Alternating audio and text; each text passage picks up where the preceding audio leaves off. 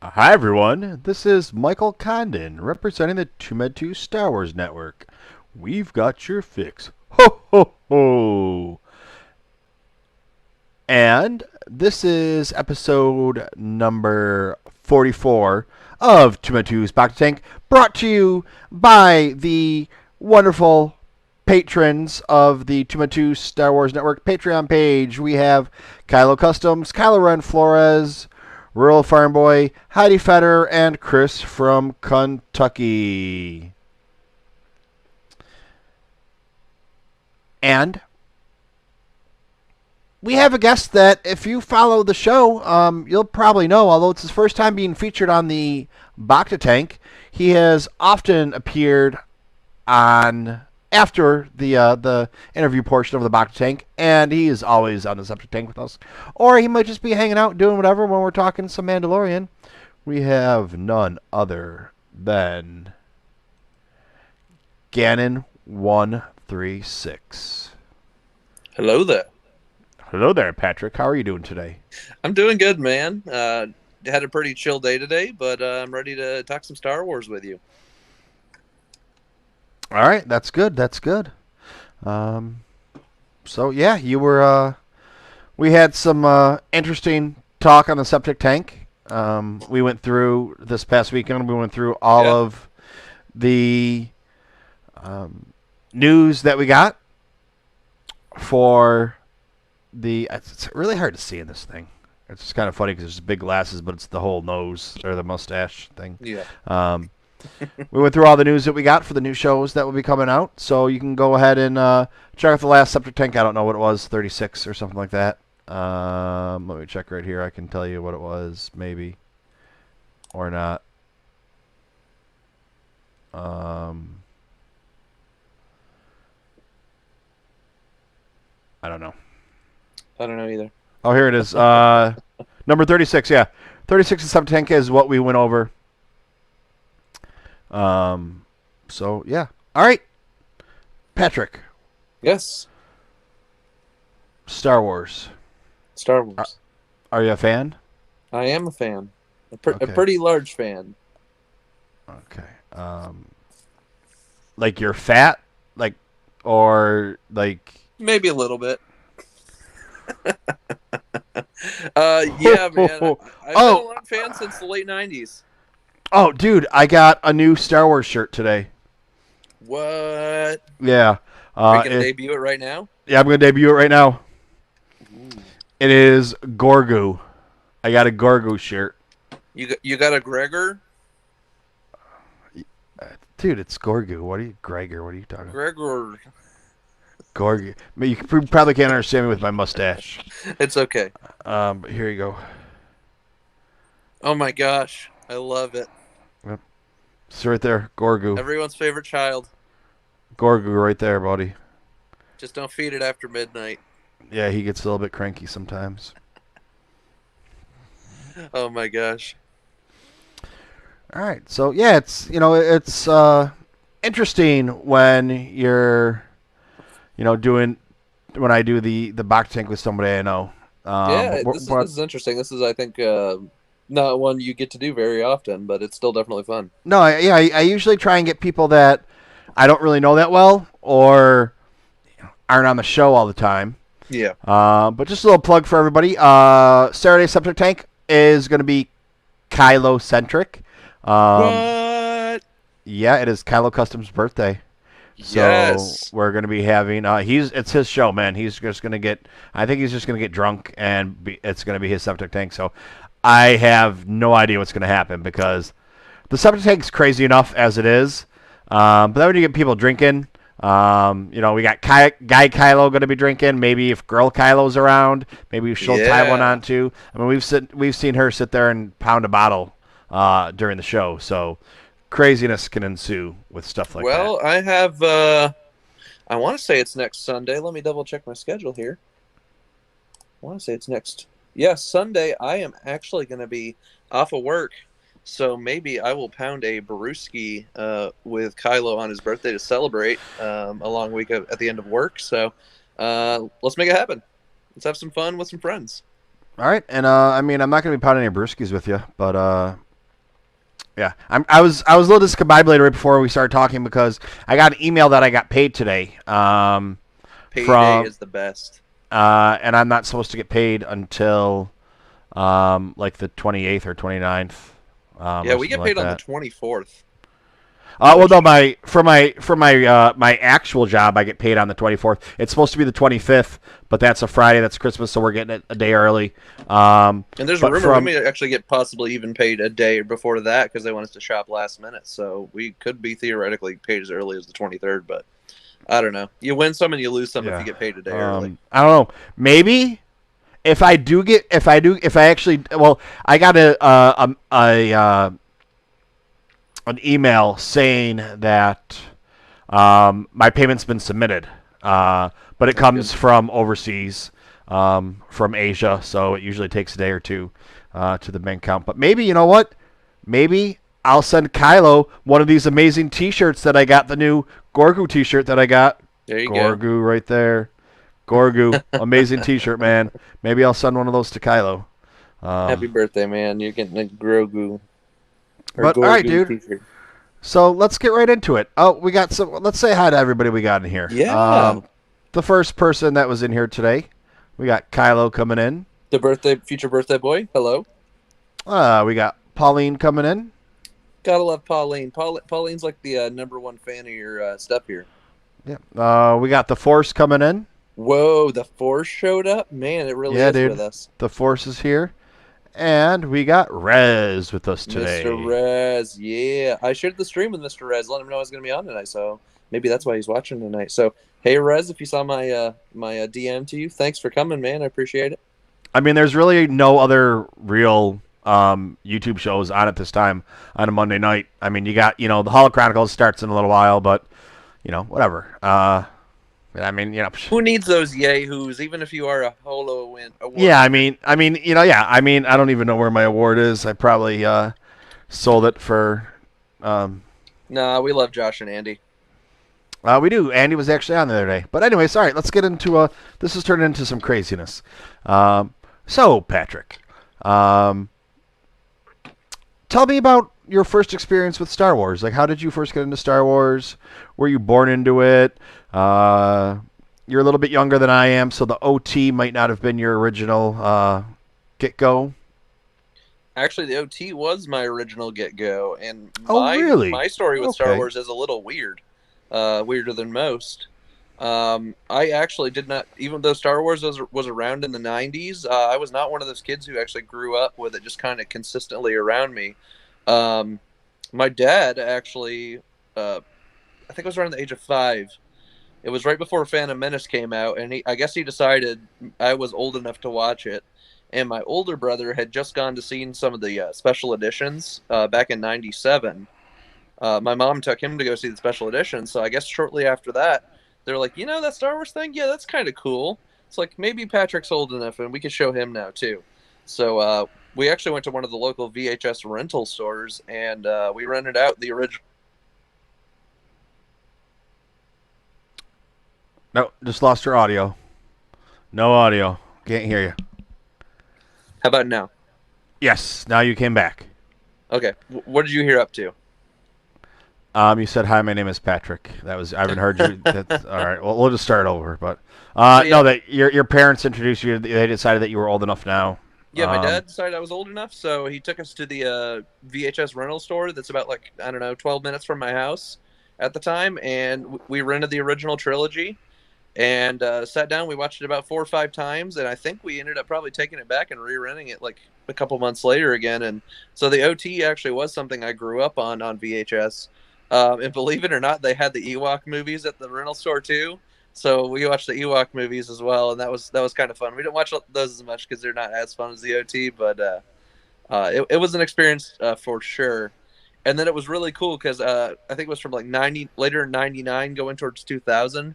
They started bringing out the Episode 1 VHS and DVD, which at the time we didn't even have a DVD player, so we ended up renting the Episode 1 VHS, and I watched that like nuts because after we had just seen the OT, it was like the perfect transition. I was like, oh, Episode 1 just came out, and now it's available on home video? It's like, now we have to watch it. So yeah, that's how I got hooked on Star Wars from the beginning at a young age of 5. All right, yeah. I mean, you already know my story. I started. I was born in Star Wars. I wasn't around for the original, but I was around for Empire, although I was too young to really see it. But taped off HBO and watched for my entire life, and kind of never looked back. There's been ups and downs and things going on, but so who's your favorite character? Hands down, Obi-Wan Kenobi, by far. I've had some close like second and third places, but Obi-Wan hands down is my favorite. Okay, why is it Chewbacca? I felt like they just didn't give him enough scenes at times. I think if they would have gave him more scenes, he would definitely be in my top 3. Well, Chewbacca's the best character in Star Wars. He's your favorite? He's the best. Doesn't matter if I think he's my favorite or not. We all love Chewie. He's just huggable Yeah. and lovable, and has a good attitude for the most part, until he's about to rip your arms off. So, I mean, he's like he's like your dog. He's like your puppies. Yep, that's what George was going for. And yeah, you sit there as your best companion and your best friend, and sit there and snuggle with you. I mean, you don't know the love of. Never mind, I won't get into that right now. Wrong show. That's the Saturday night show. Yeah. So. Whoo, that was a close one. Oh, it's gonna be crazy this week. Hang on, I gotta give myself. Okay. I'm gonna message backwards.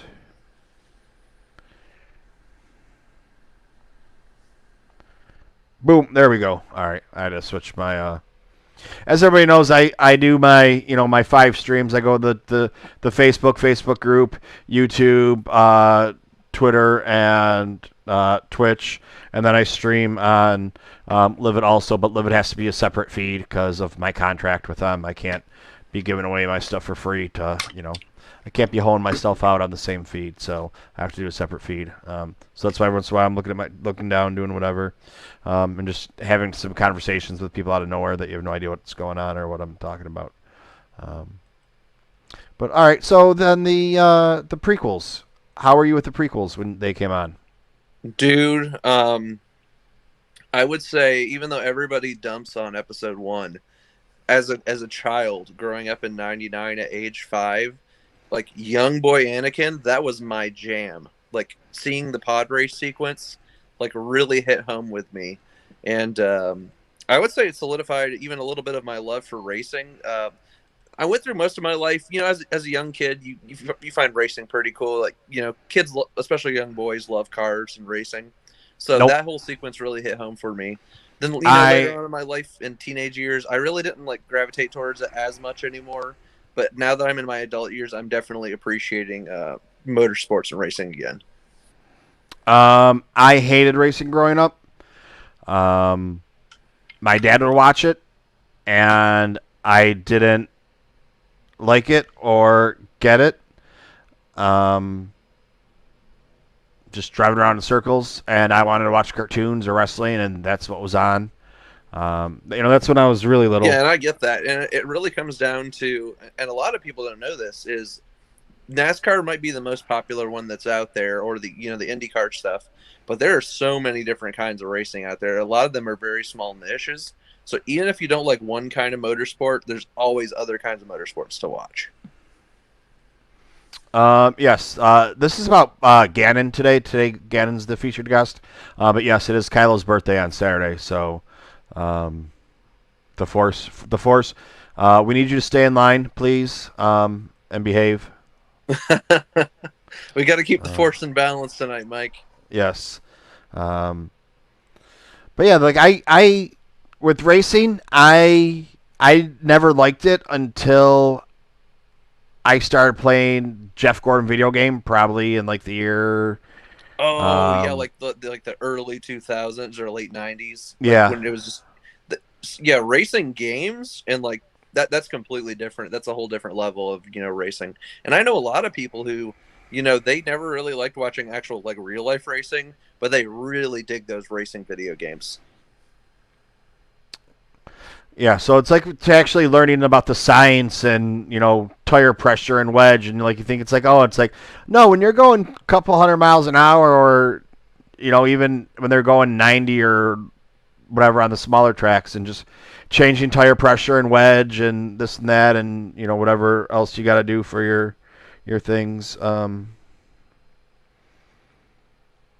it was like, oh crap, that's like actually pretty hardcore, what they got going on. And then I started liking it again. Then I moved into your neck of the woods.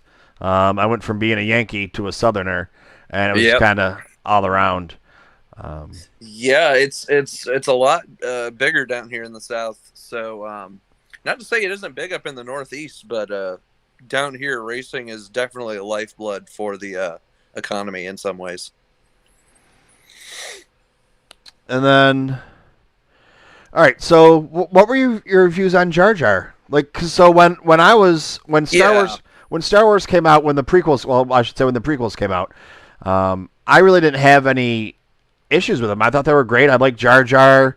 I never had a problem with that. And it's you got to remember, it's for 12-year-old, 16-year-old, whatever. It's escapism. It's not supposed to be taken literally, or whatever. But people are just kind of silly and found issues or whatever it was. Yeah, I didn't really have any issues with Jar Jar in the beginning. When you're that young, getting to Star Wars like 5, 6 years old, like Jar Jar is that kid friendly character. So I did gravitate towards him. I understand where a lot of people came from. Like he's quirky, he's weird, he's really clumsy. And I like for all the adult fans who grew up with the OT, like in theaters, like Jar Jar for most of you is just not going to be that character that's fun, lovable, and all that. But for young kids or kids that are around 11, 12, that age group that George Lucas always talked about his movies being for, that's definitely the age group he was shooting for. He wanted to make a character for them. And I don't know if maybe it was because there was that sort of character and also a child like Anakin in episode 1 that it's like too much of, kiddie stuff in there for, the Star Wars fans. Maybe that's why they didn't like him as much and they want some more adult oriented content like the OT. I get where that's coming from. And I imagine like, if some PC fans, they sit down. I've seen some of them already on Twitter. They watch Resistance, and some of these old PT fans are going, Resistance isn't for me. This is too kiddie for me. So it's like a Phantom Menace all over again, but with a new generation. But I love it all, honestly. It's Star Wars for me. Yeah, we're gonna keep it on the happy side today. We'll go crazy another time. Yeah, But let's yeah, do that. um, it's just and especially now, so much Star Wars coming out that maybe something's not for you, or the gritty side, like maybe you don't want to watch, people getting murdered in cold blood, like in Rogue One, and what Andor might be. I'm sure there'll be plenty of that in the Acolyte. Coming out to be. So maybe that's not for you. Maybe you want something that's a little bit more happy or jolly. But I mean, look at Empire. Like everybody lost, everybody failed. Empire's dark. Nothing was going well. So it's like, I mean, there, it's always been there. Yeah, there's always going to be something that you might not 100% like about certain things in Star Wars, but there's definitely always something there that anybody can love. I mean, there's no golden rule in the fandom of Star Wars that says you have to love everything. That's not there. It's you accept, all the good stuff you like, and if there's some stuff in there you don't like so much, just don't let it bother you too much. Yeah, and then, like I liked, I loved Resistance, but I also went into realizing that it was made for an 8-year-old to watch. Yeah, it's definitely like if you go in with that fresh perspective of knowing this is just not for me, you're gonna really enjoy it. Yeah, if you think it's going to be, some great canon thing, along the lines of Bloodlines, or, even though Plagueis isn't canon, a great book like Plagueis or something like that, then you're going to be really disappointed. But if you realize that, it's supposed to be a fun thing. Even though it was really, there was some dark motifs that happened in there. And children being kidnapped, and people getting murdered and things like that, and I don't know. But all right, so we're gonna fast forward a little bit to the sequel trilogy for you. All right, let's do it. All right, what do you think about the sequel trilogy? Well, first off, we got to talk about the hype up for not Phantom Menace, geez.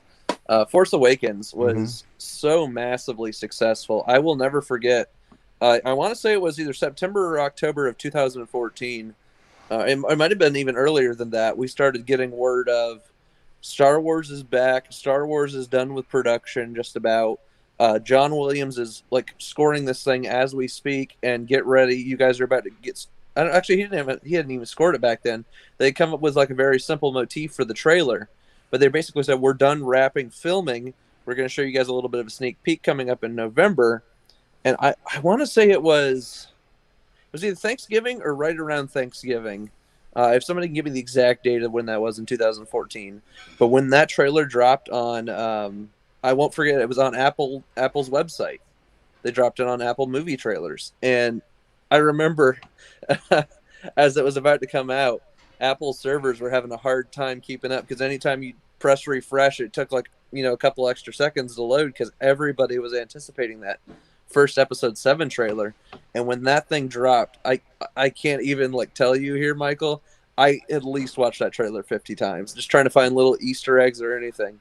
And pretty much from there through early to mid 2015, I started getting hooked up with these like Star Wars news websites and talking to some people, meeting some people, and that's actually how I got started with my short 3 to 4 year tenure over on StarWarsNewsNet.com, working with them. Which when I started, it was actually called StarWars7News.com because it was exclusively about Force Awakens news for about 4 years.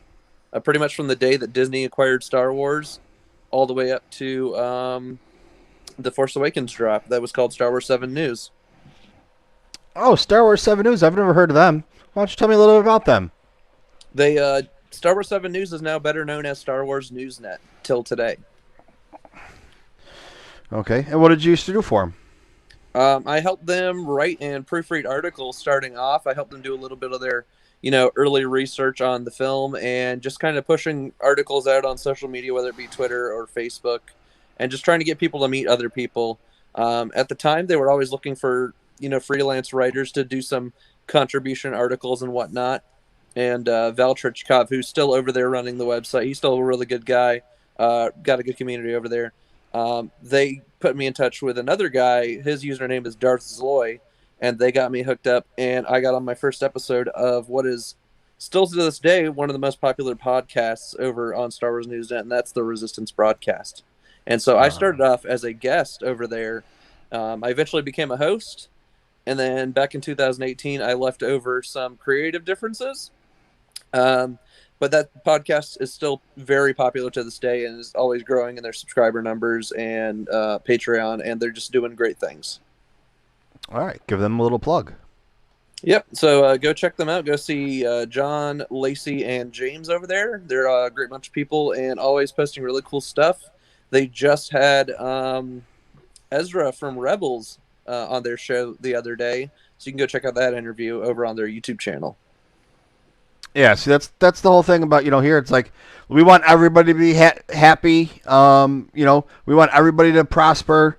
We're all inclusive. I mean, we've had some people on recently that have really different viewpoints than we do, but that's what makes us all a good community, is when you can sit there and have an intelligent conversation because you know enough about the material that you can back up what you're saying. Yep. Instead of having to just Google your answers because you don't know what you're talking about. Yeah, and I always recommend everybody to always, read the canon context or the Legends context or whatever it might be. And then if you want to go online and, use that as a refresher tool, that's always a good idea. But always go to the source material first. But yeah, talking about Force Awakens, Mike. Yeah, man. Force Awakens opening night, December 18th, 2015. Where were you? Probably drunk somewhere. I don't know. Drunk somewhere getting ready for the premiere? Yeah. I honestly, I can't tell you. Was that night a blur? No, I'm trying to think. No, I think I was sober by then. You're sober by then and had your ticket in hand, waiting in line. Yeah, I went to go see that. I think with my dad and my nephew. Nice. Would be my guess. I don't really recall. It was really cool for me because I had some old high school buddies, and I met one or two people from my local community college I was at the time.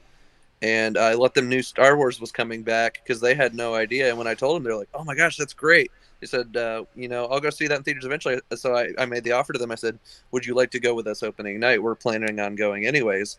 So I did get like one or two of my friends to come with me, and literally it turned into a annual tradition where a bunch of us all went to the theater every single year during the Sequel Trilogy era and all the spin-off films. We all went together every time.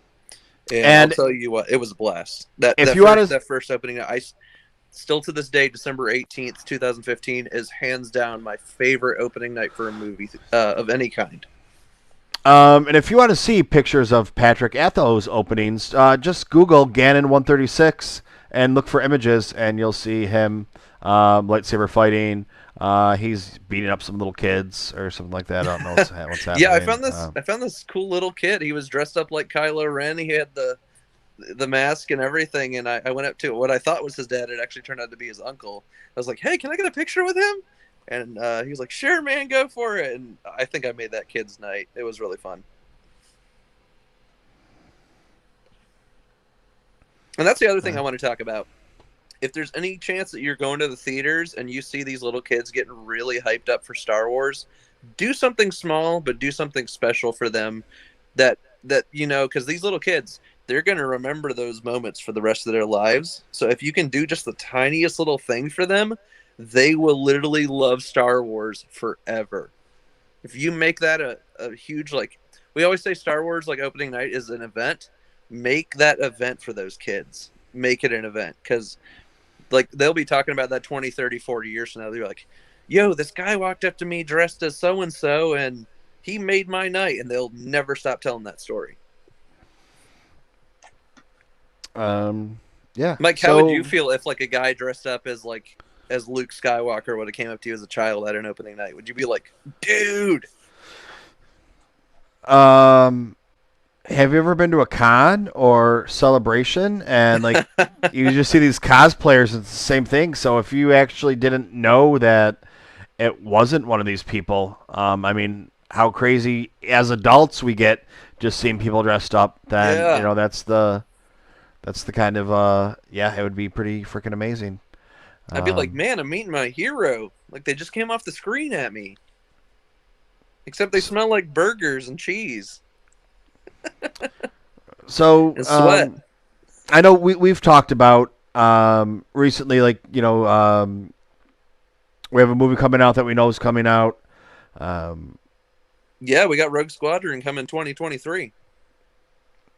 Now the Star Wars saga, as it's known, episode 1 through 9, they claim that it's over. For the time being. But it was they said the exact same thing in 2005 with episode 3. They said, "This is it. We're done." And the same thing with Jedi. And the same thing with Jedi. Same thing with Jedi. So as soon as they want to make a little bit more money, they'll be right back at it. Give it about 8 to 10 years. They'll start episode 10, or they might start a brand new. If they at least say the saga's done, you could actually start to see the next saga begin. They could write the next saga. I don't think they'll write it. They'll make a proof of concept for us, not another saga. What do you think we're going to get? It's going to be a brand new story with new characters. I think the Force is still going to be your number one character. You can't have a Star Wars saga without the Force.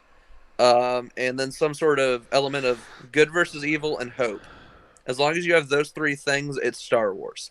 But then it won't be the Star Wars saga anymore. No, it's the Skywalker saga. Or the Star Skywalker Wars saga. is a brand bigger than that. I'm sorry. Was I saying Star Wars? I meant the Skywalker saga. Yeah, the Skywalker saga. Do you think the Skywalker saga is over?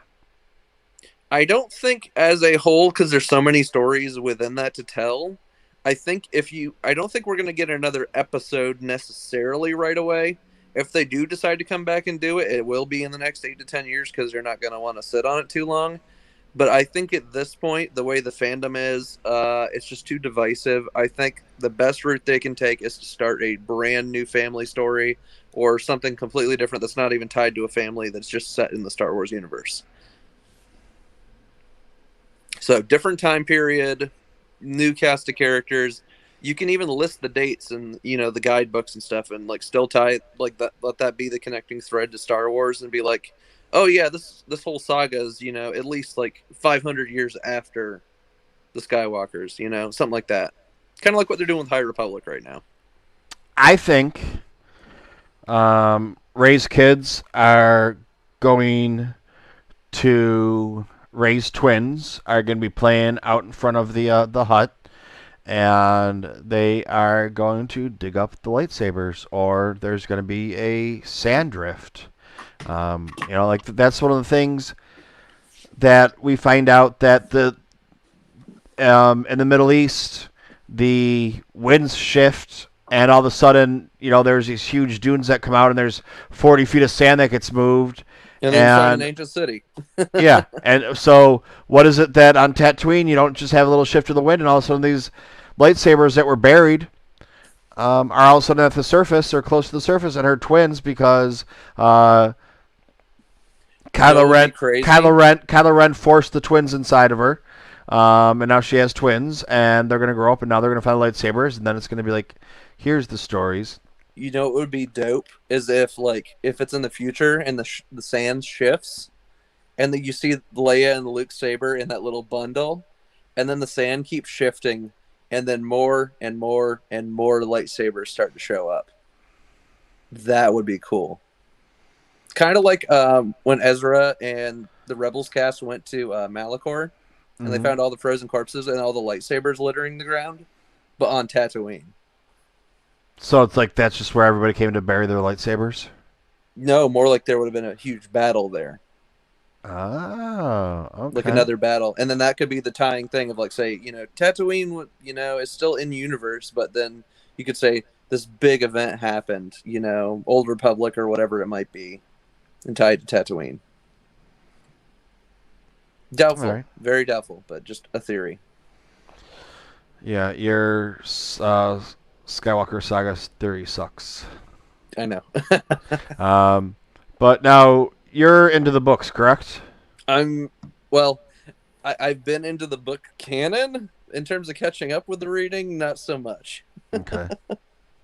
I'm more of a Star Wars. I'd say I'm a pretty good Star Wars gamer, except for anything involving Old Republic. I kind of stayed away from most of that Legend stuff. All right, and then, what's your favorite book? So far in the new canon? Yeah. Ooh, you're putting me on the spot, Mike. I think it's still Lords of the Sith by. I don't know what you mean by new canon. There's canon and Legends, but I don't know this new canon. Lords of the Sith by Paul S. Kemp, sir. Really? Yeah. Okay. That's a little bit off the beaten path. Yeah. You most people usually go with Bloodlines or Lost Stars or Catalyst. Well, Catalyst is great. I've heard a few Thrawns thrown around that they like the first Thrawn book. I'm actually almost done with that. Any of you guys that know me know whenever the book would come out, if I'm not getting an advanced copy of it, I'm done with it the first day. No matter what I have going on, I'm done with it the first day. The Thrawn book that came out about 2 months ago, I have a few chapters left. I've actually killed it in the last week. For the audiobook, I'd have to check and see, but I think I have I don't know, like 2 hours left. Not bad. But I'll probably, I'll finish it this weekend. And Spencer's coming in saying that Thrawn is his favorite. Thrawn. Now, are you a fan of the canon Thrawn book, or are you a fan of the Legends Thrawn trilogy? You got to be specific with that sort of stuff. Or the first book in the new Ascendancy stuff. Well, because we've already had a Thrawn trilogy in canon. Yes, we've had the Thrawn trilogy in canon. We've had the one in Legends. And now it's looking like this new Ascendancy thing could either... I think they said it's not going to be a trilogy. I want to say it's going to be a 4-parter. But they'll probably end up... I don't know. They've been kind of sketchy on that, whether it's a 3 or 4-part series. And I want to lean more towards... They said it's going to be 4 books. Because they really want to set up Thrawn's backstory. And I'm wondering if the timing on that, now that we know it's tied particularly maybe to some of the stuff coming up in... The Mandalorian, all 3 of those shows, Rangers of the New Republic and Ahsoka. I'm wondering if this Ascendancy stuff's going to tie directly into his first appearance. Well, okay, so, I mean, everybody that comes in here knows this is all about spoilers. And Spoiler heavy. So if you have not watched Mandalorian, this is on you. Well, no, I was going to say with, you haven't read the Thrawn book, but the... I've read the first 2 Thrawn books. I still have to read the 3rd, and I have not read Ascendancy 1. Well, the Ascendancy one, it ties into... I'm not going to give anything away that you probably don't already know, but it ties into the prequels. Because, I mean... Yeah, which kind of the second Thrawn book did a little bit, too. With Anakin and Patric. Yeah, but this is before... This is a the events of Phantom Menace, probably? Yeah, this is... actually, no, it would be a little bit later. So between like 1 and 2. Yeah, but okay. this is but this is going to be yeah, because you got a 10-year gap, which I'm loving. That's another gap in the canon that a lot of people forget is that gap between episode 1 and 2. There's a lot of storytelling you can do right there. Yeah, the Thrawn trilogy that we got in canon, not in Legends. This is the prequel to that set of books. Okay. So in... I'm forgetting where the first Thrawn book... I want to say that's between... it's still between 3 and 4. And the second one bounces between after the first book and between 2 and 3 because it's during Anakin's time in the Clone Wars. Yep. And Thrawn figures out, Anakin and Padme got something going on. And yeah, because he's very observant. Astute. And he's astute. And Rook is kind of a badass, which he doesn't get to do that a lot in Rebels very often. Yeah. But I love how Rook is like that one awkward person who just likes to sneak into the room when you're not looking. He doesn't do that a lot in the animated show, but in that book he's just kind of like, "Yo, what's up? I was listening to your conversation this entire time."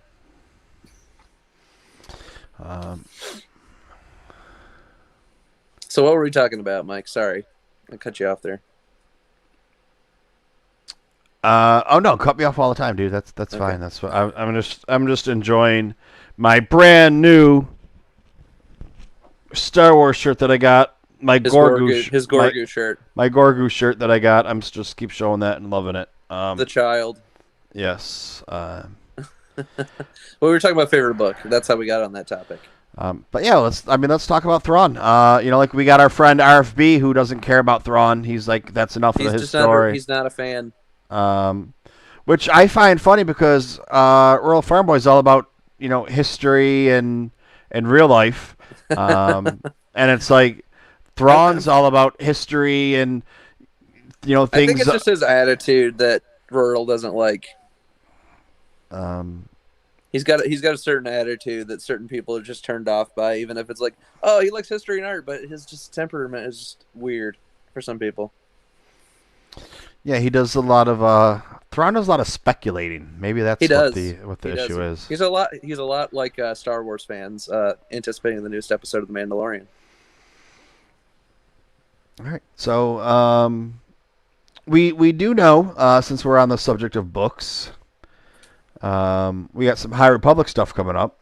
We got a lot of High Republic stuff coming up in January. We got Light of the Jedi, and what was the other one? Justina Ireland's book, the young reader book. That one's coming out as well. And then we have... those are both January 5th, I believe. January 5th, correct. And then we have Claudia Gray's book in February. And I want to say not Chuck Wendig. Who's my favorite author? I'm trying to Kevin Scott. Kevin Scott. Thank you. I should know that by heart by now. You're welcome. He is my favorite Star Wars author by far, and we'll talk about that in a little bit later. But what Kevin Scott's going to be doing in his comic is going to be really cool, and that one's out in March. And I think some of the other authors have some stuff. I know who's the author that did Last Shot? Daniel Jose Older. He's got some stuff coming too. And he's either March or April. I forget which. But and then their stuff runs through the summer. And comics too. Yeah, lots of comics. Kevin's gonna. I think Kevin has comics. I want to say Kevin has another book in there somewhere too. Yeah, so there's a lot of Marvel comics. There's a lot of IDW comics, which I'm going to be buying all of them up. I actually just pre-ordered my Vader's Castle from this past month. I finally got it pre-ordered, and it's on the way now. So hopefully I'll see that in a few days. I'm really excited.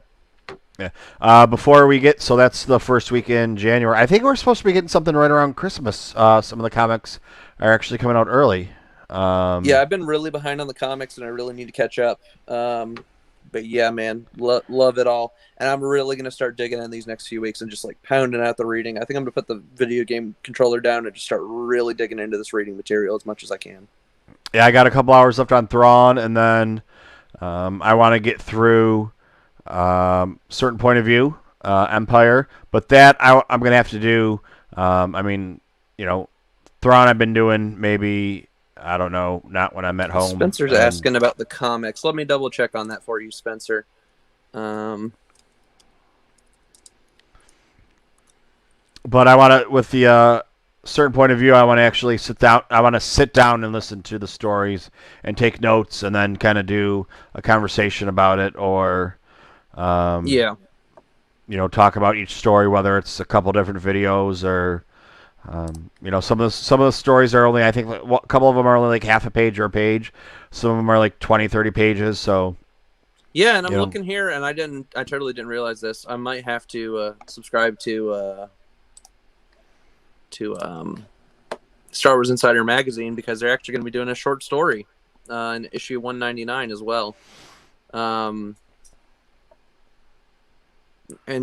right now I'm looking, they got a whole list of stuff coming, so it's going to be really cool. Let me double check the comic book stuff here. The Marvel series starts with Kevin Scott January 6th. I was wrong. So January 6th, you can get your hand on the first Marvel comic. And the High Republic Adventures, which IDW owns the Star Wars Adventures brand stuff right now.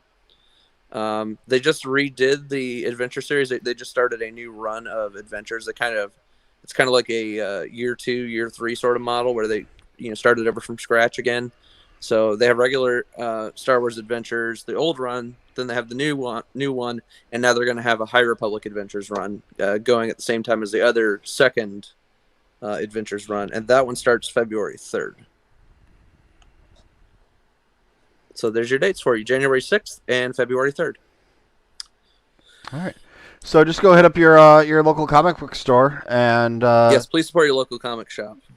Tell them to get them, or especially now that we're coming out of COVID and people are starting to get back to work. If even in the littlest ways, if you only buy one issue at a time, go support these people, because if we don't, they're going to be shut down permanently. Everything's shutting back down again. Yeah, so hopefully as the vaccines roll out, and I recommend you this, if there's any way you can buy, or if they have an online store, go ahead and purchase them, even if they can ship them to your house. Even if you got to spend a few extra dollars, it's going to go a long way to helping them stay alive and open. If there's an online vaccine store, have them ship it to your house. They can trust you take the vaccine, right, Mike? Well, I actually, so since you brought it up, I saw a posting from our friends at Force of Light Entertainment, and they said, sure, we'll take the vaccine. Just mail it to us. You'll believe everything's on the up and up. Kind of like the mail-in voting, right? Why would we lie to you about that? Something along those lines or whatever. And it's like, oh, okay, I see where you're going there. All right. Big Pharma, they're already mailing you your prescriptions in the mail. Why don't they just mail you the vaccine, That'd be very nice. Yeah, I could see people accidentally stabbing themselves with the needle in the wrong spot, or just ending it with that needle. So no. Um. All right. So, we talked a little bit earlier. You had some news about the High Republic, correct? Yes, we That have some you wanted to talk breaking about? news. They will be dropping a special preview day coming up here. You guys want to go check it out. I want to say it's January 4th, 2021. That is the day before Charles Soule's Light of the Jedi drops, and then also Justina Ireland's book, the Young Reader book. It's the day before those two drop. So go check that out. It's going to probably be on StarWars.com. As well as YouTube, and the link is up now on StarWars.com. So if you want to learn more about that, we can share that on the Twitter if you guys want to go read that and all the information about that. So we are about to hit High Republic in about 3 to 4 weeks, Mike. I've actually stayed away from all of the to try and get people enticed into, buying them or getting into reading them. They've been putting out excerpts and everything, and I've stayed away from really them. pushing home that they want people to check it out. I've pretty much stayed away from them. I don't know anything about what's going on. I haven't read anything because I already know I'm going to get it. Oh, I'm sorry, my group. Yeah, I'm going to get it too. That's why I haven't. My Gorgo shirt was. I'm going to buy it anyways. I don't want to spoil myself. Yeah, it's like I can wait. A couple of weeks. I mean, it was back in the summer when they started rolling the stuff out for it. But I listen. I can wait. Are everywhere, in all of the hands of all the press people already. So they've read all these issues. All the stuff that came in the press kits. Oh, hey, look! It's our buddy, Brownsville, Texas Private. Brownsville, Texas Prophet. We came up with a question the other day. A very specific question. We need to know. Do we know you? And this is your third name that you're going by? The Force is right on top of it there. Yep. Hey, the Force, Brownsville, Texas Prophet. What is your canon name? Yeah, what's your canon name? Is this your Legends name? Oh my gosh. So, real quick, Mike, since we were on the topic of books and comics, I gotta show it off. I just recently made a very hefty, large purchase of Marvel and IDW comics. Ooh. So I have all of the Age of books, and I got a bunch of Star Wars Adventures books. And I also got Target Vader, which is not one we really talked about much, Mike. And I also got Bounty Hunters, which you guys, if you want, there is that review up. Mike and I broke down every issue. I want to say it was 1 through 4 or 1 through 5 of Bounty Hunters. You can go over and check that out on TooMedToo's Star Wars Network right now. So I figured out. We didn't know that it was the Brownsville, Texas Prophet is Sergio John Prophet. That's his name. So yeah, I used my skills and figured it out. So hey. Well, we figured it out. All right, you can pull your camera back up, Mike. I know, we just like looking at you, Patrick. Oh my God! Okay, I'm coming back now. That creeps my girlfriend out too when I do that. Mustache rides? No, just the eyebrow rides. Oh. Anyways, wrong show. This is not the Septic Tank. This is not Septic Tank. Yeah, we'll talk about that on Saturday. Yes. All right. What's your next question for me? So for all right, now obviously you weren't around for the 77 phenomenon where it really I wasn't even a twinkle in my dad's eye. But that's also a topic for the Saturday show. It really, this is making my nose itch. My mustache, you know what I mean? Yeah. Like the phenomenon that happened and changing people's lives, and if you've ever watched that 70s show, Eric Foreman is the epitome of the nerdy geeky kid that went and saw Star Wars and it changed his life. Did you ever have like any moments like that for you, or where you were so inspired or it really spoke to you? Um, I wouldn't say it was like a phenomenon, but and this is really weird because I didn't actually get to see a Star Wars movie in the theaters. This is really weird, Mike. I was 11 until I saw my first Star Wars movie in the theaters with Revenge of the Sith. Everything up to that point I had watched on home video or DVD. So I actually kind of went into Star Wars in a very weird sort of way, which is kind of like Star Wars shared by family members or, gifted to me. So that was a very surreal experience going to sit down in the theater. And I'll tell you what, that opening sequence of Revenge of the Sith, for an 11-year-old kid is a life-changing experience. So I don't. I I would don't say know. that was my first moment, sitting down in a theater with a popcorn and a drink and, experiencing Revenge of the Sith, the climax of what we thought was the end of Star Wars as my first in-theater film. I don't know what my first movie was. I don't know if I saw Jedi in the theater. Um, I don't remember if I saw any of the special editions in the theater or when they did anything. Now, did you go see Phantom in the theater? Yeah. Okay. But I really almost got to see, I think, Attack of the Clones in the theater, but my parents were worried I was a little too young for those, big war scenes. Little did they know. Little did they know Revenge of the Sith was actually worse for me a few years later. Yeah. I do remember, though, after that came out, some family members or friends of mine or something, they got me one of the Attack of the Clones, like, board games. And I have, like, this weird, like, fascination. I think it was one of the characters you can play as was Coleman Trebor, who's the Jedi that gets killed by Jango Fett. So I was like, oh, like, every time I had to play that board game, I was like, I want to play Coleman Trebor. Hey, David! How are you doing? What's up, man? David, we're gonna get you in the tank pretty soon. We're gonna get you in here getting tanked one of these days. Gotta come get tanked, brother. Well, Pat, we'll be in touch. I was gonna say Patrick will be in touch. He's gonna be my booking agent for you. Okay, let's make it happen. Name, date, place, social security number, credit card information. You do have. We can see a few, possibly toys behind you. Nothing back here. So actually, we are in the middle of house construction. So all of my Star Wars stuff and everything I own pretty much is back here right now, either boxed up or laying on this spare bed over here.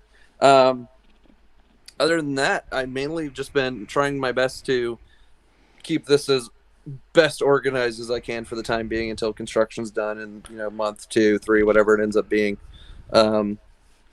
And I'm sure I'll do a better job of that here pretty soon. But the plan, at least, is to, if we do plan on moving, I will hopefully be able to display some of my stuff better whenever we get to the new place. What is your most prized possession? In my Star Wars collection or like in general? Because Both. let me see if I can find that one for you. How about both? Both. Okay, so my most prized possession, I don't know if I have it here, so I can't show it to you. But let me see if I can find the other one. And this is one I love to show off to everybody. So there's this wonderful guy. I don't know if you've ever heard of him before, Michael. He's the voice actor for wonderful characters like AP5 from Rebels, or Tarkin from Clone Wars and Rebels, and Obi-Wan Kenobi from Rebels. It's the wonderful, great Steven Stanton. And this, I won a Twitter contest, and this is my favorite object I own in my collection. It is a signed Steven Stanton Admiral Raddus figure. Nice. And I love this thing because not only did I get this figure, Steven sent me an AP5 t-shirt. He sent me a bunch of autographed photo stuff, and I got to talk to him on the phone for almost an entire hour, just talking about life in general. And we had just previously done an interview episode with him for the Resistance broadcast right before I won that contest. So we had just finished wrapping production on that a few weeks prior and got that on the internet, and we sent it to Steven, in advance. And like, did you love it? And he absolutely adored it. So that's pretty much where that conversation was at most of the time. So it was fixed. All right, that's cool. I mean, I I could don't have know won about it, that. So yeah, that's my right now. That is my most prized possession. If I had my other one, you guys have probably seen it on some other episodes of Septic Tank or whatever it may be. I have one of these like '90s like posh push ball things, and it's Sebulba, and he's got all these like weird like Sebulba colored like ball things exploding out of his center. It looks like if Sebulba was exploding from the inside out, like mid explosion. And that is probably the most '90s toy I have. Sadly, I don't own any Jar Jar Binks merch yet. I do have some of the '90s Power of the Force toys from like the mid to late '90s, like around the time Shadows of the Empire came out. I love that stuff too, but I got that just a few years ago through some third-party retailers and stuff like that. So I do have some of the '90s stuff, not very much, but I grew up on '90s and early 2000s like Star Wars merchandise. It's like if I get any of that like cheesy prequel stuff, oh my gosh, I love that stuff, man. And you've been picking up some of the Black Series lately, correct? Yeah, I'm always trying to find new Black Series. I'm not religious about collecting. I gotta have every single figure because then I would be dead broke thanks to eBay. But I did show it on Septic Tank the other day. I just got this recently. It is the Mandalorian Loyalist from. I want to say this is a Mando figure, if I'm not mistaken. Let me double check. No, this was a Clone Wars figure, actually. This is Death Watch around the time of when Pre Vizsla was in charge, with right before Maul kills him. This is one of Vizsla's Death Watch guys. I was looking to see where mine was. I want to say this was a Walmart purchase, and that's a pretty dope figure. And it reminds me a lot of the stuff that we're seeing in Mandalorian right now. So, loving it. Yeah, that's the one they sent me in the box was damaged. And you had to send it back? Well, I just argued with them because I was like, listen, it's part of a set. Because it is. It's Ahsoka, that one, another clone trooper, and I forget what the fourth one is. And there's an Ahsoka. So I have the other two. I have that one, and then I believe Ahsoka is still. It's either Ahsoka or the Clone Trooper that's back order now until I thought January, I was going to get February. Ahsoka, and I don't know if she's still on back order or if I didn't get her. I forget which. But I do have the Clone Trooper, I believe, that's on the way, or Ahsoka. One of the two of them are coming. I want to say it's the Clone Trooper. If I do end up getting Ahsoka down the road, I'm cool with that. That is season 7 Ahsoka, is it not? Yeah, from the Clone War. Is it season 7? I don't know. There's two that came out at the same time. And one of them, I don't know. That looks like season 7. I'd have to go through and I would have to double check and see what it was on just my orders. And I wanted to see if I still have that other one I showed off the other day to you guys. Let me see if I can find that one. Probably can't, but I'll see if I can find it. No, that might be over there somewhere. But I did just get them off Gideon, and you guys can see that on... I want to say that was not last Septic Tank, but the previous Septic Tank. And that was a really cool fig to pick up, because I'll tell you what, once I got my hands on Moff Gideon during one of the Mando Mondays, that was about it for me. That's the one fig I had to get this whole season. So,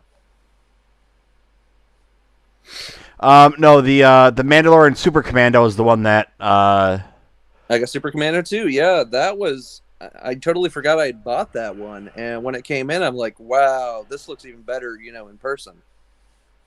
Yeah, so there was a set of 4 that were Walmart exclusives. It was that one that you just showed, the Ahsoka that I just showed, the Mandalorian Super helmet with her helmet, and then the Loyalist. Yeah. So the Preparing for order right now, or preparing order. So it's been preparing order for a month and a half. So I'm not really too sure what that means. I mean, I know what it means, but I'm not really sure what it means. It means wait and see and hope it doesn't get canceled. Yeah. Because they like to just sell them, and they don't know how many they're going to have. And then it's like, oh, okay, we just keep pushing it back and pushing it back until people cancel them, and then we have enough for you. But all right, so here's something interesting. Patrick is a big fan, and he wrote for Star Wars Newsnet. And, a little bit. I did more podcasting, but yes, I did. Okay, podcasting. He was on the Resistance. Patrick has never been to a celebration. Never. Mainly because of location where I am. So a lot of people that don't know this, I live in North Carolina. So I'm either... I can't go to New York Comic Con necessarily because it's a little too far. I could probably go to Orlando if they do another celebration in Orlando. But at the time of Last Jedi in 2017, I couldn't afford it. Just absolutely could not afford it. So I missed a big opportunity of not going to Florida, but I heard there was a lot of issues at that celebration anyways. But, Michael, the plan is, if I can get a 4-day pass or 5-day pass, whatever it is, I am trying to make it to Anaheim for the first time ever for my first celebration. So if anybody out there can hook me up with a 4-day pass if I miss the opportunity, hit me up because I will do anything to get to Anaheim to hang out with you guys for the first time. I would love to meet a lot of you. A lot of you, some of you go as far as back as 2014, 2015 with me, and I've never got the chance to meet you in person. I've only met one buddy of mine I met online, and he's actually a friend of mine from the Cantina forums over on Star Wars Newsnet, and we had been planning to do a movie premiere together for years, and then finally we made it happen back in 2018. He drove like an hour away just to meet up with me so we could go watch Solo together opening weekend. And that was an absolutely fun experience I will never forget. It's like you finally meet somebody who's been a friend of yours online. So I can't wait to meet like tens, if not hundreds of you at Celebration if we can make it happen. I mean, listen, money's tight, especially now with Corona going around. But luckily, you still have a job. For now. I'm not sure how much longer, but yeah. Okay. But what I've been telling people, we still have a year and a half before it happens. But yeah, a little over a year and a half.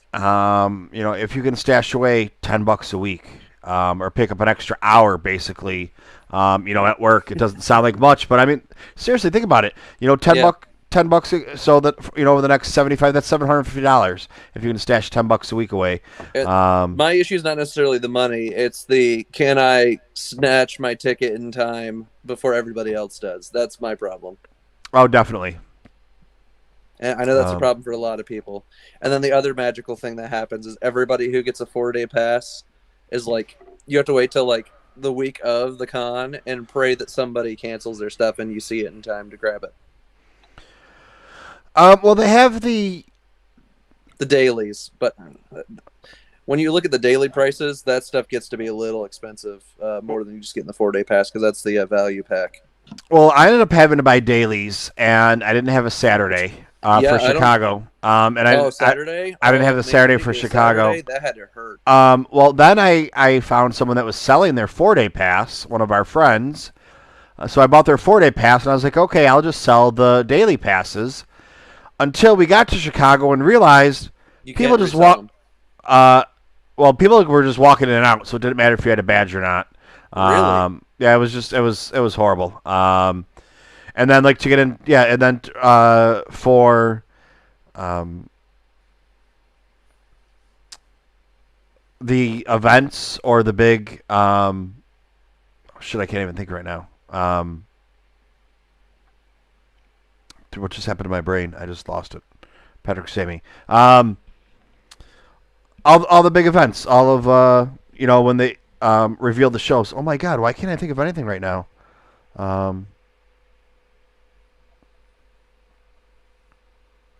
Dude, I think I just lost my brain. What were we talking about? The panels. That's the word I was looking for. Panels. You didn't get into any of the panels? Oh, no, I got in every panel. Just sneak they, in. well, I mean, I had a ticket for every panel. It may have just been everybody had the same ticket because it was just like a QR code and it didn't get canceled once you got it, so everybody would just pass it on and text it to each other and go. So I mean, I got into every single of the big main event panels that there were, and they were still half empty. Like they weren't even full, so it wasn't even like I was to get in a So it wasn't even like a full crowd, so you had no problem getting in. yeah. But like, so I decided, I was like, okay, well, I'm still gonna try and sell my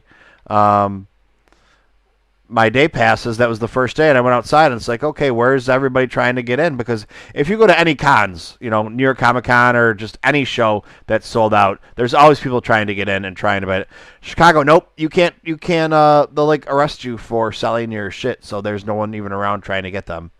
And I was like, okay, so I ended up. I mean, I got my my starter ticket, but it ended up costing me. Cost you like a little over $100. Yeah. Yeah. Which I always said, like the biggest thing for Celebration is like if you can nab those tickets, it's great. Then the next step comes in is can you pay for your flight, and then can you find a hotel room to board with to share with your friends? Because if you can't share with your friends, there's no way in heck you're going to be able to find a spot to sleep. Yeah, And, well, I've talked about it with Michael. If I can get a 4-day pass or even just some of the dailies to get out there, I'm absolutely down to share a hotel room with these guys. We'll make it work. There's always people coming in and out and saying, "Oh, let's do it, let's do this, let's do that." And I was hooked up. I stayed at Echo Base. For those of you that are, big podcast and Twitter fans, I'm sure you've all heard of Echo Base. Mm-hmm. It was just a house of 20 podcasters and YouTubers, and then upstairs from us with other podcasters, and then the Australians were right around the block from us, coming in. And I thought you fell asleep, but you just froze for a second. No, this isn't the Mandalorian show.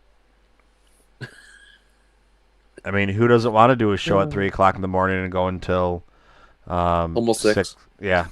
And then go to sleep for an hour and get up and go to work at 8 o'clock or Magic. whatever. Yeah. Kind of like I went to bed early last night. I was in bed by, I think, 2:30 or 3, and I had to get up at 6 for work today because I had to work first shift. We're all staying up for the finale, though. Every one of us is staying up for the finale. Oh, yeah. I mean, I'm I don't working. think anybody's going to miss it. This might be the week, Mike, that you get the most guests on after the episode. Everyone's going to want to come talk about that finale. That first one. No, the first episode back? Or the first season finale? The first episode of this season. That was hyped. I remembered a lot of us were chatting after that one. At least 3 or 4 of us. But yeah, after that first one, I mean, I think I had, you got to remember, I'm a small channel. I do this for my friends, and I should probably take my live reaction and cut that the next day and put that out with a review so it's a lot shorter, and clean it up and edit it and everything like that. But it's like, listen, it's just me and my friends talking, having fun. That's what I do it for. It's not really worth it for me to sit there and break it up and put out a bunch of different videos for it. Like I like doing the live chats. I like talking, and that's what I put out there. So, that's not what's going to get the 3-minute video and the 5-minute video that's going to, make it big and get you all the millions of dollars, or, not really that much, but, well, some people. But anyways, we're doing it for fun, just for friends to hang out and do their thing. Yep. There's some craziness going on in the chat right now. Any other questions? Yes. Where did you go? I'm right here. Just had to set something down. Anybody on the Live It? No, they don't. They don't really like the podcast format here on Live It. Now, if I had it like this set up for it, that would be a different story. But that would mean if I did that, then I wouldn't be. I see you over there in the chat. Doing this. Yeah, the Force. We see you, the Force. We see you. We feel you right here. We feel the Force. Someday the Force will know you. Maybe you can. The Force surrounds us, and it binds us all together, Mike. Maybe one of these days you can stop on the septic tank and hang out with us, or come say hi, come chat with Mike and us, and Kylo and Rural and other Kylo. Pauline has a question for you. Oh, Pauline. Who's my favorite sequel character? For those of you who do not know this, I tend to dress up as a certain dark materialed character from the sequels, also known as Ben Solo or Kylo Ren. I've been a huge Kylo fan since I saw that first trailer in November of 2014 and decided, you know what? He's a cool looking dude. He's kind of badass. So I decided to try to imitate him, kind of really starting around 2016. 2015, I had the lightsaber and the t-shirt and like a winter hat. But I wasn't really dressed as Kylo, so starting in 2017, I did the first one for Last Jedi. I got the cape. I had a shirt that kind of looked similar to Kylo's material, and I still kind of wear that, and I need to upgrade that. But I did the cape. I had the pants. I had the boots. I have the helmet. And if you go back far enough on my Twitter, there's pictures of me in that full cosplay. And I got the belt. The belt was the most expensive part of that whole cosplay, so... Yep, Kylo Ren is probably my favorite. You feel me? You feel all the time. Oops, wrong septic tank or wrong tank, says the Force. He's talking about feeling things, so I think he's talking about septic. Yeah, don't make us block you, the Force. Any other fan questions you want answered, Pauline? We got anything else? All right, we're going to see just in case anybody wants to hop in here. And if you don't have any more questions, I will probably hop off for the night and take care of some stuff. I'm part of cancel culture? No, we aren't part of cancel culture here. But yeah, click on that link and come get tanked with Mike. Well, there's a question that needs to be asked, but you have to give me a minute to get it first. Okay, I'll wait. So while Michael's doing that... oh my God, I'm falling over here. Oh my gosh. I can't see with my glasses on. Has everyone's favorite puppy decided to make an appearance tonight? Negative. Are you looking forward to the new movies? Considering we don't know a lot about Rogue Squadron or Taika's movie, I'd have to say Rogue Squadron looks pretty dang cool. I'm excited about what they're going to do there. However, notice to people don't know this, and they've explicitly said this in the Disney press conference the other day. This is not the Rogue Squadron you guys know from original trilogy. This is a new Rogue Squadron. And they're most likely going to be flying T-70s, because if you look close enough at the logo for the Rogue Squadron movie that Patty's doing, it's got a T-70 there right front and center. It's not the T-65B you guys know from the original trilogy. So just go in knowing this is... I think we've decided more than likely, just from speculation and the way they're talking about this movie, it's going to be set between the original trilogy and the sequels, but probably post-Mando. So just go in with a fresh perspective. This is a new era with T-70s, like probably early to mid New Republic. They're still finalizing and getting used to this new system of government. So, yeah. So just go in with that fresh perspective that this is a new era in Star Wars we've never seen before yet. Yeah, all new characters. It's still the New Republic. And by this point, I'm assuming, unless Mando and all these other shows keep going and going and going, the Empire is pretty much non-existent for the most part at this time period. This is, the formation of the First Order, and the First Order is behind the scenes, hiding in the shadows. We don't know a lot of what's going on. I imagine there will be some sort of enemy that's familiar, or at least somewhat familiar. Whatever that enemy is going to be, we don't know. But at this point, this is what they call the Cold War period, where there's rumblings that something might be going on with the Empire out at the edge of space, but there's no war, there's no confrontation.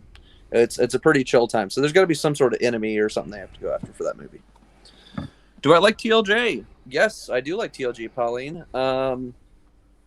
At first, when I saw it opening night, I was kind of like, taken aback. I was like, "What did I just watch?" And then the more I've watched it, the more it's grown on me. And Michael will tell you, Last Jedi is the most Jedi of Jedi movies, and I have to agree. With Empire in a close second. Yes, it is. We're coming. What's your favorite part of TLJ, Mike? My favorite part of TLJ. Seeing Luke become the fractured person that he is. Which they kind of hinted at a little bit in the OT, in little bits. Even though he was going through a lot, you saw little cracks of that in the OT, but you really get that in TLJ. Hi, everybody. I just wanted to come say hi. Hi, everybody. What's going on? Everyone's favorite Star Wars dog. Yeah, I am. I'm the star of the show. I show up when I want to. I'm a diva. Whoa, oh, wow. I just went drugged something. Wait, what's going on? Oh, I just thought of my friend. Now I'm gonna go by. Darth Rose's Rebel. Or Darth Rose Rebels. It's not Darth Rose's Rebel. It's Darth Rose Rebels now. Oh. You're masked up. What are you, Kylo Ren? Oh, I'm Darth Rose. Rebels. Darth Rose Rebels. All right, so here we go, fellas. Oh. I'm going to let him do the honors. Say the magical word there, Rose Rebels. Oh, we're gonna lose What's our in shit. the box? Yeah, what's in the box, Mike? Well, let's find out. We can tell with a little bit of looky-loo action and trying to figure it out from the size of it that It looks Funko. there you go. That's Funko. He collects Funko. I do not collect Funko Pops. I collect Black Series and books. But not we Funko. got Pauline saying what's in the box. And let's see what it is. What's in the box? I got to thank you. Order now and get free shipping. Thanks. Oh, yeah. What's the rest in the box? Everybody's favorite character. Yeah, Chewbacca? you can delete that bullshit. Did you get a Chewie? Hey, it's Cara Dune. Hey, it's my wife. Don't talk about his wife. Hi, everybody. And look, she's wearing her badge up on her chest. Have we seen her wearing that on her chest yet? No, she wore it as a belt buckle. I Belt thought. buckle. Are we going to get that on her shirt in the finale, boys? I'm not sure when this was actually supposed to come out. This was ordered a long time ago. This came. That was the first one we saw where she had the badge on the Funko, which it was like people started speculating about that figure. Yeah, because this came out with try and get the camera to work. All here. the early season 2 stuff, yeah. I don't want to be involved in anything that's on her shirt. I don't want to have a we got that one. Yeah, we have all these. It's- I don't know if I have the Gamorrean Guard though. That one might still be in transit. I'd have Yes, to that's check correct. and see. She's not just Cara Dune. She's Marshall Dune. You got to put that title in there, right? She's Marshall. always a marshal to me.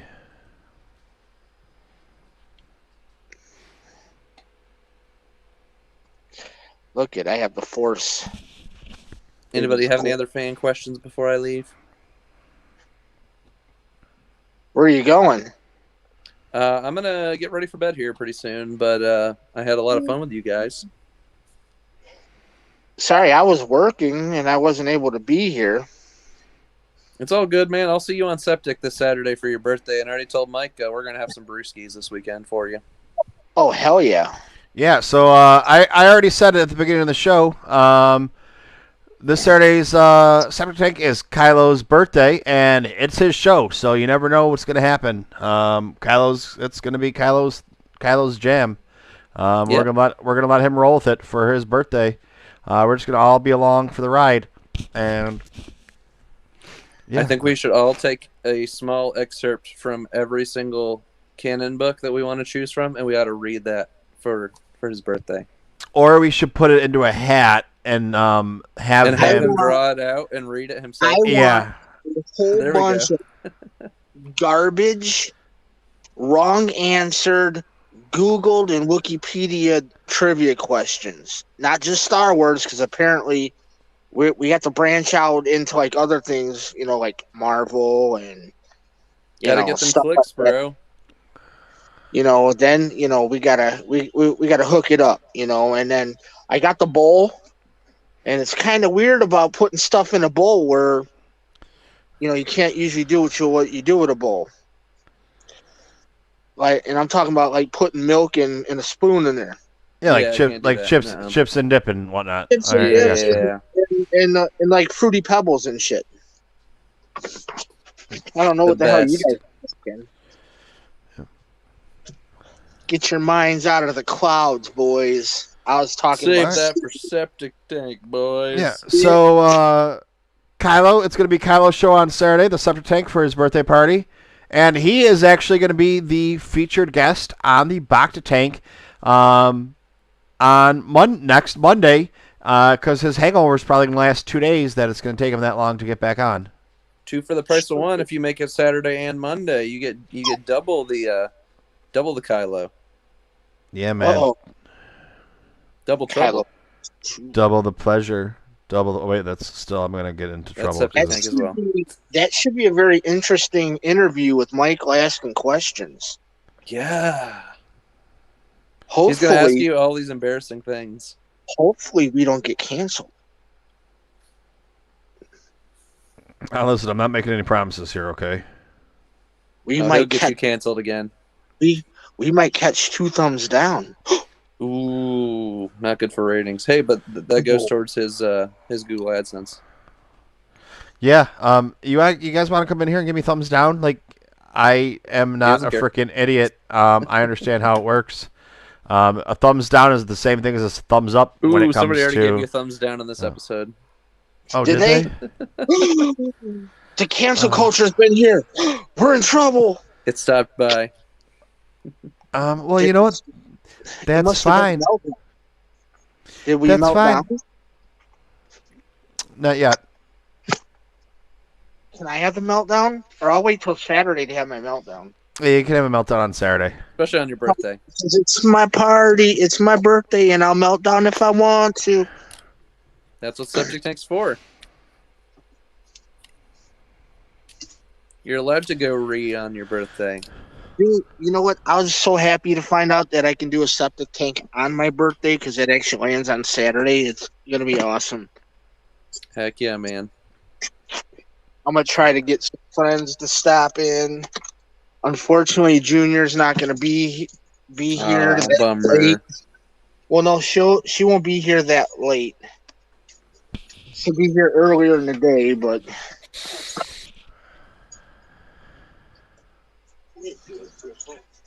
Some of the septic tanks she needs to skip. Yeah, probably. Yeah. And when Daddy's drinking, that's definitely one to skip. Yeah. Polly wants to know why there's a thumbs down. I don't know. We have good. This is good content here. We know our Star Wars. There's stuff that Patrick knows that I don't know. There's stuff that I know that he doesn't know, and we talk about it with each other, and we don't always agree. But at the end of the day, we both love it. So yeah. So And then there's Kylo over there. It's like he might not know everything Star Wars, but damn, he's got a lot of Funko. He might not know what the fuck he's talking about, but he's got a Funko Pop for it. He's in the funk hole. I'm in the funk hole. Quite literally. Kylo, did you happen to see my shirt? My Gorgu shirt? Yes, I did see that. Yeah. Gorgu, baby. The child. Gorgu. Gorgu, man. You ought to get one of those that says "Protect the Don't keep it Child." wet. Oh wait, that's a septic tank topic too. Don't get that thing wet. Someone needs to Photoshop that with like Mando holding that. I think it's already been done. Has It it? might Okay. already been done, but I might get bored tomorrow because I don't have to work tomorrow. I might do that. So send me a DM or something. Yeah, Pauline says it might be somebody who doesn't like Last Jedi. That's possible. Eh, I think it's possible, but see, Pauline, Or it maybe doesn't. it's the Force. I don't know. Yeah, I don't know. We once we figure out who the Force is, we can understand why they're doing this to us. But you know what? We still made it through the episode with the Force in We here. did. So. We did. The Force may or may not be with us, but we made it. But Pauline, see, it doesn't really matter. If someone gives you a thumbs up or a thumbs down, it doesn't matter. According to Please. YouTube, it is still interaction, and all they care about is the interaction. So it doesn't matter if it's a thumb up or a thumbs down. They count equally the same. Just like comments count. So if someone says, "Oh, we lost Patrick," There's a news update that the puppy is feeling much better. From was it a week ago? Was it the septic tank or something where he was sick? The puppy is feeling a lot better. Patrick left. He just wanted you on top of him. No, I accidentally clicked refresh. It's all good. Oh, okay. We'll save that for Saturday. Okay. But yeah. Birthday surprise. Hey there. That'd be very nice. All right, guys. I'm gonna peace out for the night. But hey, there's a happy puppy. Yep, he's feeling better, Patrick. He's That's feeling good. a lot He better. looks a lot better than he was. Yes. He's a happy boy. Happy puppy's a good puppy. Yes. My All one of my lifelines right here. Bye, Strong chat. force. Bye, he Michael. is. All right, dude. Thank you very much for stopping by. I'll see you on Saturday for your birthday, sir. All right, Yeah, cool. And I will talk to you, and I will see you Saturday. Sounds like a plan. Bye, guys. May the Force be with you. All right, what's going on there, Darth Rose? Oh, man, I was working and I was listening to another amazing interview done by you, sir. Well, thank you. But the good content, that's just something I'm getting used to because that's all we do. Hell yeah. So great interview. Patrick's always good. He's always good to be on. I wasn't able to interact with you guys when you guys are talking about trying to get together to do something for, I don't know, a celebration or a con or something. I missed that. Celebration Anaheim was this past August, so it was canceled, and they rescheduled it for August of 2022. 22. All right. I will have to try to set some money aside and start planning because it's a year and a half, almost 2 years away.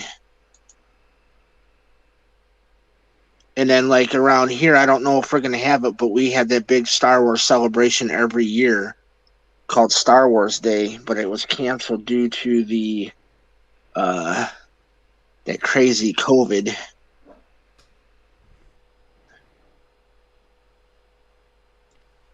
Come here, Boo Boo. What's wrong? Come on. Delilah. Boo Boo. What's wrong? Why are you barking? Oh. All right, what do we got going on here? 2 new comments. Yeah, so I don't really think there's a lot going on for today. That's the thing when you start doing 3 and 4 shows a week, it makes your shows not be 4 hours long anymore. Well, the Mandalorian one is, but we get everything covered. Right. And it's Monday night, and people are tired. I know I had a long weekend and I was pretty tired, and I just got done working, doing a side job, so I'm tired. And it's only 10 o'clock my time, and you know, I'm good to go for a bit. I'll talk. We talk. I don't want to get too deep in a lot of stuff because I want to have a decent show on Saturday. Besides my crazy antics that I'm probably going to get into. Yeah, and we can ask you then. What was the name of the pilot who flew the cargo plane that carried some of the equipment for Star Wars? Um, Hold on, I gotta Google this real quick. Okay, that's how we do. Yeah. Yeah, dude. All right, Pauline. I will see you next week. Thank you for stopping by. Pauline, stop in Saturday. Bye, Come and see us on Pauline. Bye, Saturday. Pauline. Yeah, Pauline. Kylo's birthday party Saturday night, 10 o'clock here on the septic tank. You can yell at him because he probably needs his mouth washed out with soap a few times. Few million times. Yeah. So let's see, Pauline. We got a bunch of looky loos going on. Hey, that is Sergio John or whatever he wants to go by, right? The Brownsville Prophet.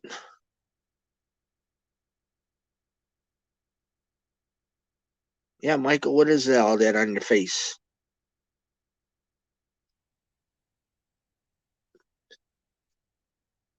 All right. Okay, cool. Yeah, because I was kind of wondering. I was like, yeah, I think that is him, but he's under a covert name. It's covert, not COVID. Let's see.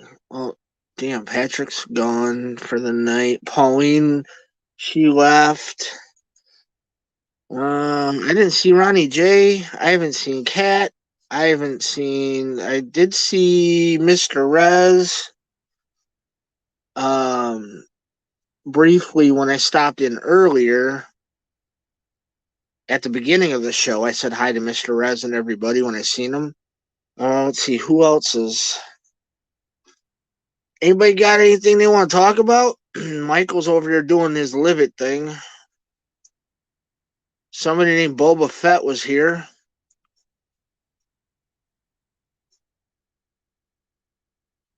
Mr. David Amalates from Cedar Rapids, Iowa. Welcome to you, sir.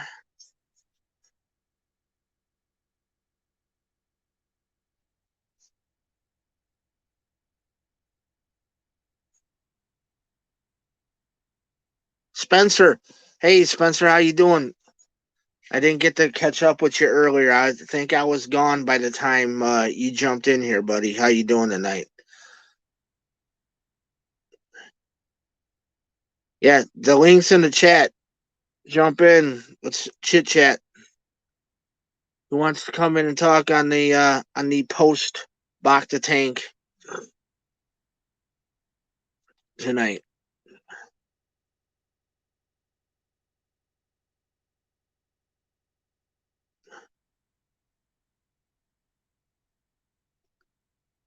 I think Saturday it's going to be what, 10 p.m. Eastern Standard Time. So all my local friends, it's going to be 9 p.m. local standard time for us. My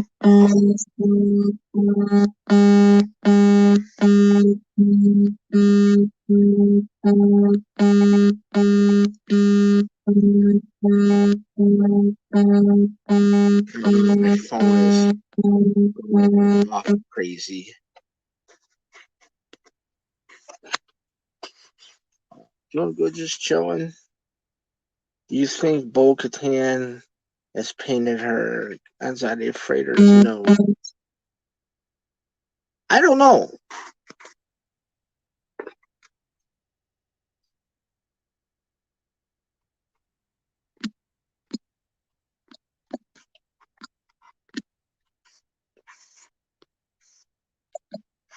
Give me a second, guys. I got to respond to this text message real quick.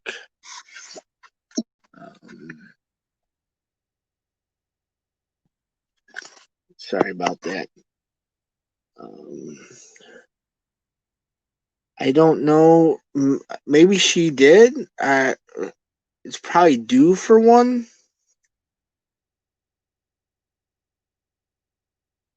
Not completely up to par if it was damaged or not, and it would need a repaint, or if it was scuffed or had any carbon laser damage to it or whatnot. I'm not 100% sure, so maybe Michael might know. But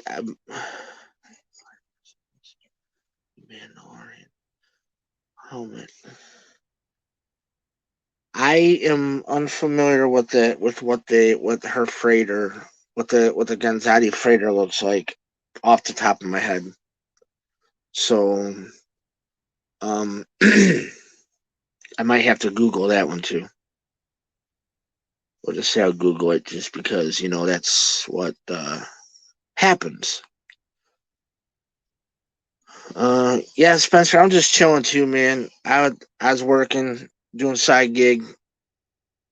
I'm home. It's out there. It's partially cold. I mean, it is cold, but I had some partial elements to deal with. It's below freezing, so it's pretty cold.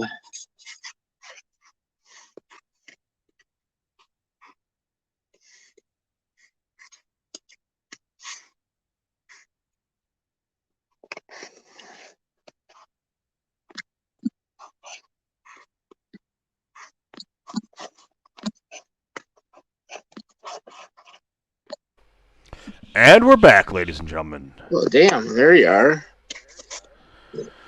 You're frozen. Darth, whatever you are. That's all right.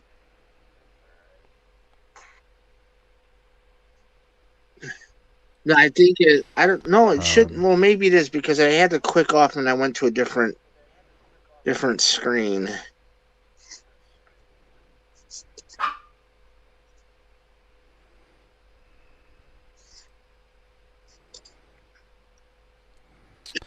But yeah, so everybody, make sure you're here on Saturday. I'm gonna get that thumbnail going sometime this week, and make sure we get as many people knowing about it as possible, so we get a nice little turnout to wish Kylo a happy birthday, and we'll have to see what's going on. So spread the word too. Let everybody know in your chats and your Discords, your Facebooks, your twats, your Twitters, your twangers, your Hoovers, your bangers. You're on. Make sure when you're on anything, your AOL, your AIM, your MySpace. Your Tinders. Make sure your Tinder people know. Bring your Tinder friends. Yes, that is very important. The Tinderization of Kylo will be very important. Oh shit! No, I forgot she had. I mean, this is the way. Facebook and Twitter have banned Sir John. Sir John Prop. The Prophet Sir John. That's what I'm going to call you. Your name is now the Prophet Sir John.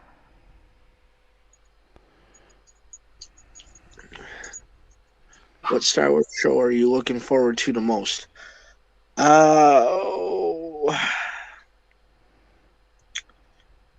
Damn. Honestly, I'm looking forward to all of them. Not to try to steal Rural Farm Boys MO, but I just love to watch everything Star Wars. All the stories are great. I love it. Yeah, I can dig it. I can dig it.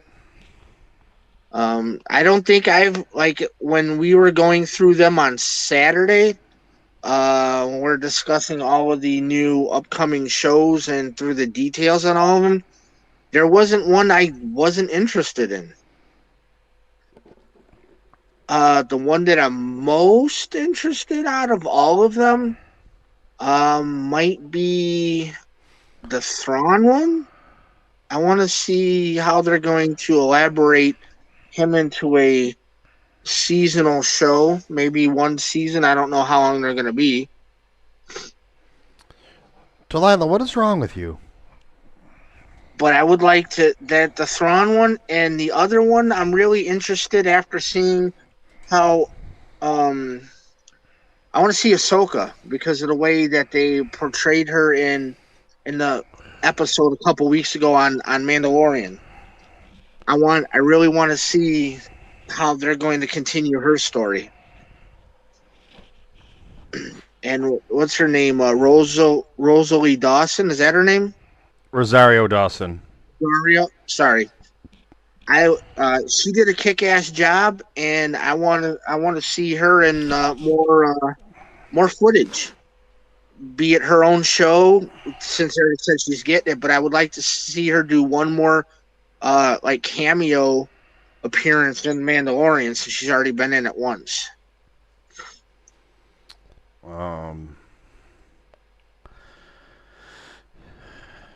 You know, I think it's gonna be like you have the it's gonna be all different kinds of shows. You know, this is kind of like a drama show, a drama action.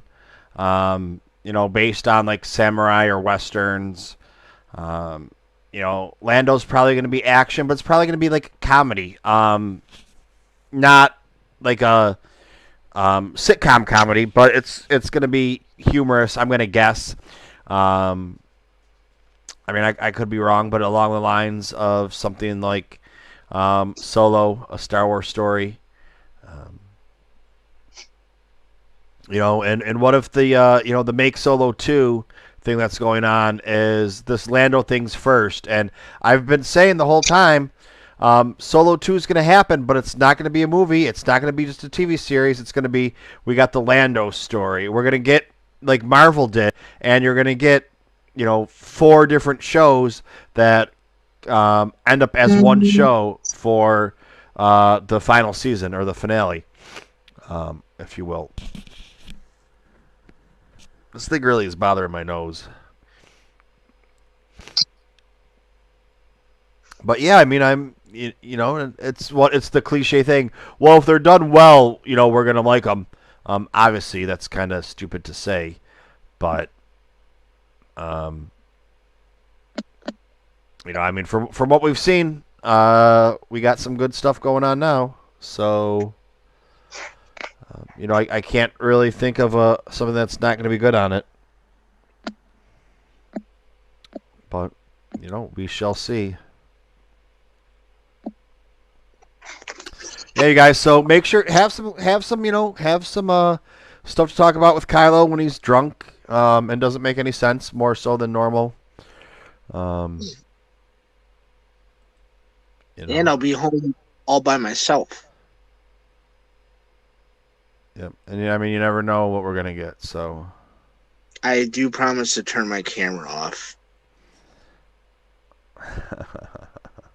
before calling it a night.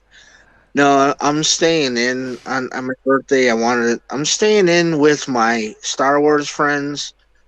I wouldn't see that lands on the septic tank lands on my birthday, and it's like kick ass because then I get to spend the day with my kids, and then talking to them.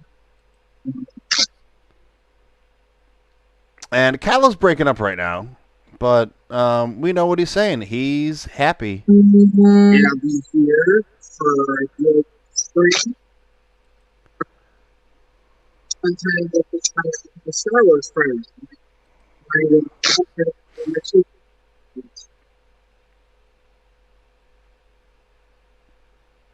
don't know why my damn phone's blowing up. But I apologize for that. But oh, it's all good. But yeah, it'll be fun because I get to hang out with Michael, and Rural Farm Boy will be here, MRLA. Hopefully, Prophet Sir John can show up. Mr. Spencer would show up. Hopefully, we can get Christina in here. Maybe one of the Howl Chronicle boys can show up. Maybe we can get Charlie to show up.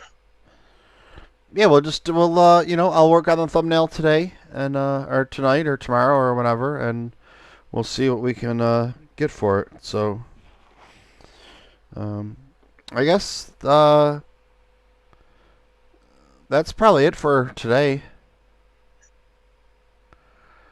Unless you got anything else, dude.